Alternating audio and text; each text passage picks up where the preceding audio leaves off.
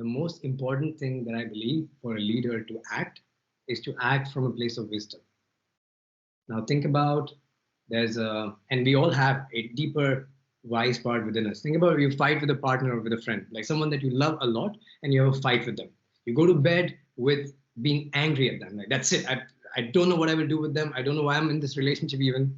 And then you go to bed, and then the next morning you wake up, and the thing is already resolved, right? You just wake up and it's like it's not even important. The person is way more important.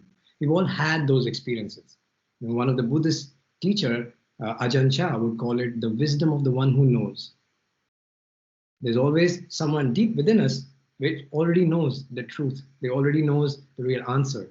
And to be able to act from a wise place, we need to operate from a place of presence and compassion, right? Think about the leaders that you love the most. They were always the wise ones.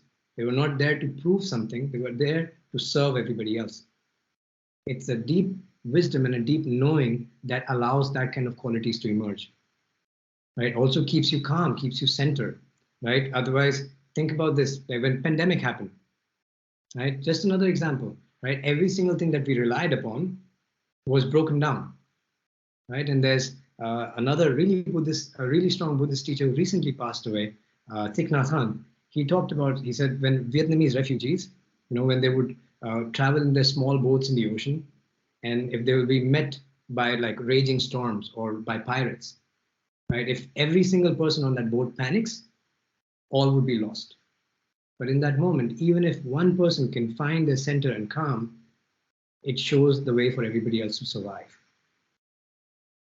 To me, that's leadership. It's someone that you look to. It doesn't matter what titles they have. It's when things are going down, when things are difficult, that's the person you look to.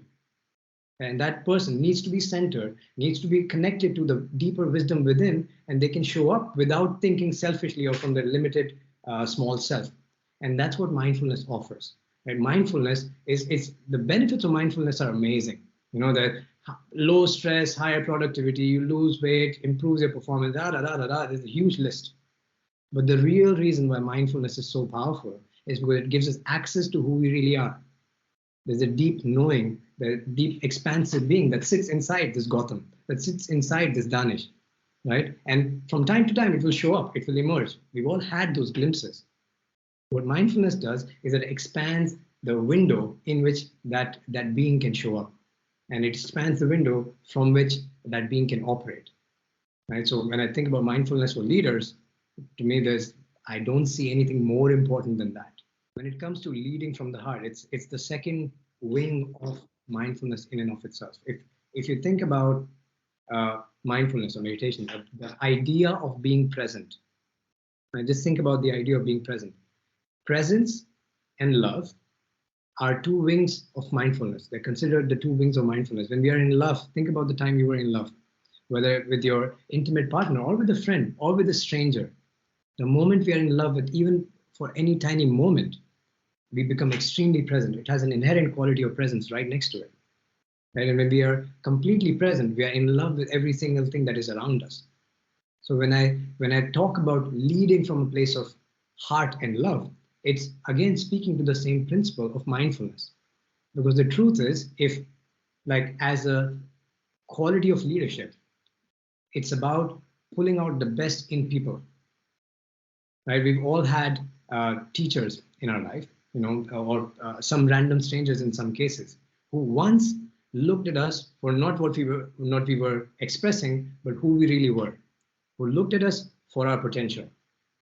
And they are so strong that to this day, we remember their names and the moment where that happened. For me, that was Megha in 2009 in January.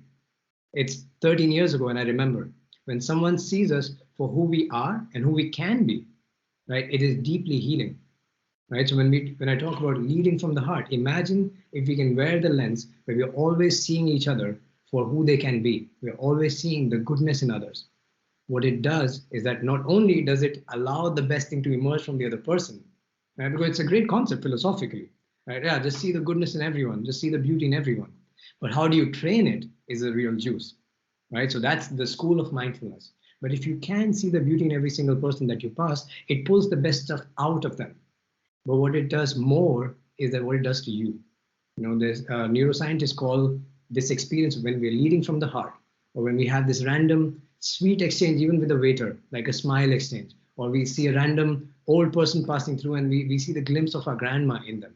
All right, we're speaking to a new employee and they feel like a younger brother or a sister.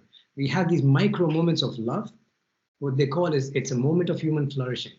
In those moments when we are consciously experiencing them, our heart rate balances, the stress responses go down, all the markers that actually flourish human physiology, they go up. You can measure it by science now. Right? So science is just trying to explain what mystics and religions have known for thousands of years. So when we talk about leading from the heart, think about the kind of quality it will create in the workforce. Right? And it's not just about fluffy things, right? Love is not just fluffy, oh, you're fine. It also the most strong thing is the strength that is given to the mothers who lift off cars of their children. Right? It's the strength that Martin Luther King had when he said that we will oppose the oppression with the weapons of love. He consciously chose those words. Right? Gandhi used another form of meeting the violence with compassion and acceptance and love. Right? So it's really, really powerful, whether it's in our workforce or with our family or with our relationships. And the truth is, every time, no matter whichever field we want to apply these wellness principles to, what is important to understand is that you're not the CEO of your business. You're the CEO of your life.